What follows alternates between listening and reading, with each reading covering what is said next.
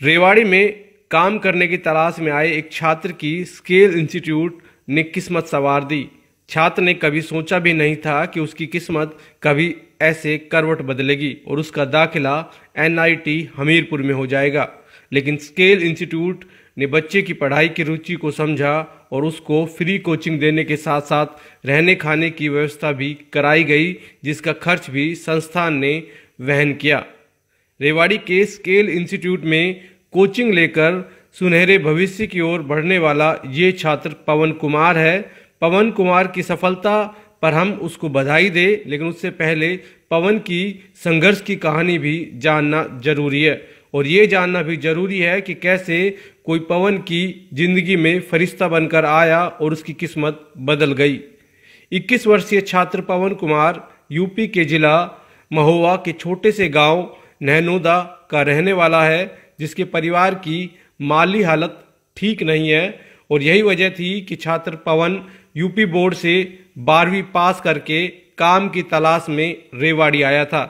रेवाड़ी में पहले से उसके 2 भाई मजदूरी कर रहे थे, जहां छात्र ने सोचा था कि वो भी काम करके कुछ पैसे कमा लेगा, लेकिन रेवाड़ी में काफी दिनों तक उसे काम नहीं मिला और इस बीच सब्जी की रेहड़ी पर सब्जी खरीदते हुए उसे किसी ने बताया कि स्केल इंस्टीट्यूट में सफाई कर्मचारी की आवश्यकता है। जिसके बाद स्केल इंस्टीट्यूट में सफाई काम करने के लिए पवन आया और वहां काम करने लगा, जहां संस्था के डायरेक्टर सचिन शर्मा ने कुछ सवाल पवन से किए तो पवन ने उसका ठीक से जवाब दिया।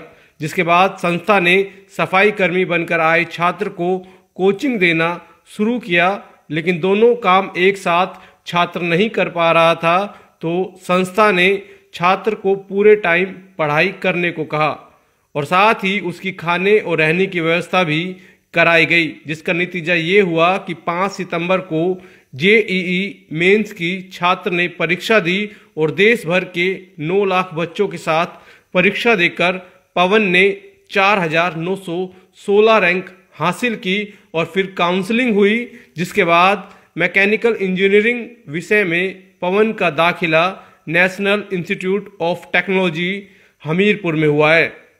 इंस्टीट्यूट के डायरेक्टर सचिन शर्मा का कहना है कि छात्र पवन हिंदी मीडियम से पढ़ा था, इसलिए कुछ कठिनाइयां तो आई थी, लेकिन संस्थान के टीचर्स ने हिंदी में नोट्स बनाकर पवन को पढ़ाया और पवन ने भी मेहनत करके ये सफलता हासिल की है, जिसे उन्हें खुशी है कि वो किसी काबिल जरूरतमंद बच्चे का भविष्य संवार पाए हैं। वहीं छात्र पवन ने भी अपनी सफलता का पूरा श्रेय स्केल इंस्टीट्यूट को दिया है। पवन का कहना है कि जिस तरह उसका हाथ पकड़कर आगे बढ़ाया गया है, वो भी आगे चलकर जरूरतमंदों की मदद के लिए आगे आएंगे। सर मतलब कोचिंग्स में रिज़ल्ट ऐसी बात नहीं, और भी ज़बरदस्त रहे हैं। अपने आईआईटी एडवांस में 376 रैंक है, नीट में भी 675 अपने यहाँ से बच्चों ने स्कोर करा है, उसमें बहुत खुशी हुई, ऐसी कोई बात नहीं। बट जो खुशी इस बच्चे का रिज़ल्ट देख के हुई है वो अनपैरेलल है सर, क्योंकि एजुकेशन एक ऐसा ये समझ लो सेक्टर है जिसमें अपन ज़रूरतमंदों की बहुत मदद कर सकते हैं। और मैं तो चाहता हूँ कि कोई भी ऐसा बच्चा जो टैलेंटेड है लगता है और अगर बीपीएल फैमिली से आता है जिसके पास बिल्कुल भी रिसोर्सेज नहीं है, मैं उनको कहूँगा बेहिचक एक बार आप स्केल में ज़रूर आओ। अगर आप में टैलेंट हुआ तो जो पॉसिबल मदद होगी वो हम ज़रूर करेंगे। सर किस तरह से पहुँचा बच्चा ये आपके पास में? सर बच्चा ऐसे एक दिन ऑफिस में बैठा हुआ था, बच्चा मेरी टेबल साफ़ कर रहा था। अचानक मैंने पूछा कि बेटा पढ़ाई करोगे कि करते हो कि नहीं करते? उसने बोला कि सर अभी 12th पास की है। फिर मैंने इससे कुछ क्वेश्चन पूछे और बच्चे की मुझे सिंसियरिटी लगी। इस बच्चे का एक मैं छोटा सा एग्जांपल बताऊंगा। मैंने इससे क्वेश्चन पूछा बोर्ड पे, तो ये बच्चा जो चप्पल पहन रखी थी उसको उतार के रैंप पे चढ़ के फिर क्वेश्चन सॉल्व करा।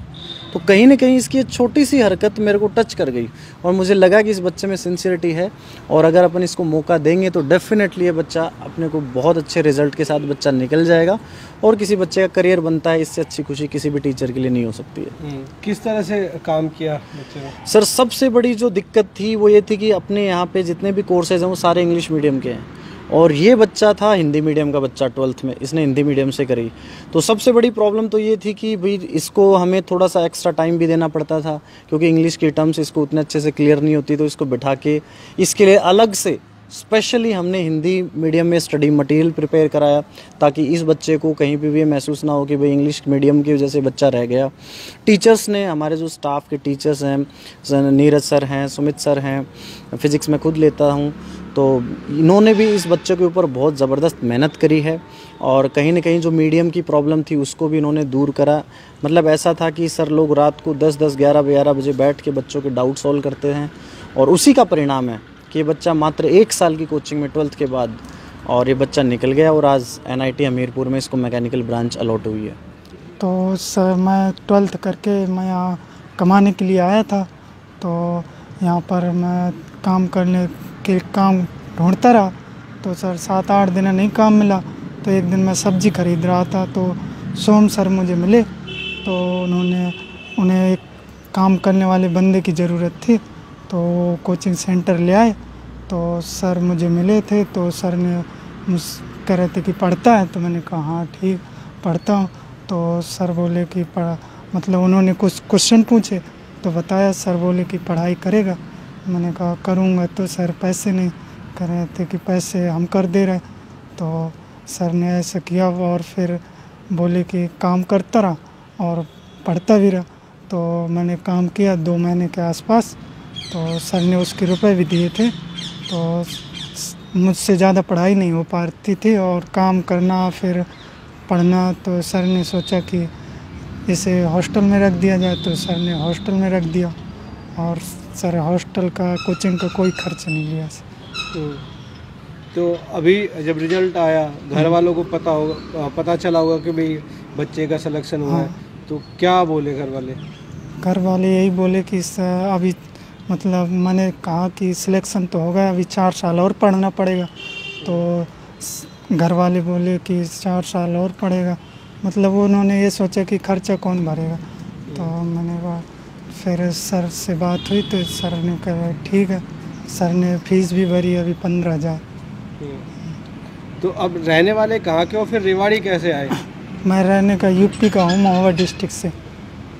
तो रेवाड़ी में काम करने ही आया था, भाई रहता है मेरा यहीं, तो वो काम करता है टेंट हाउस में, तो वो लेके आया था, कह रहे थे कि वहीं पर काम कर लेना और मेरे साथ रह लेना।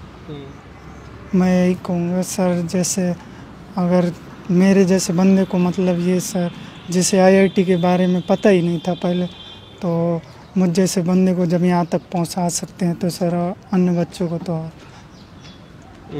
अब जैसे तुम अगर कुछ बन जाते तो क्या मदद करोगे आगे लोगों की? हाँ करेंगे सर, जैसे हम अपने से जान सकते हैं, जैसे हमारी किसी ने करी तो हम भी करें।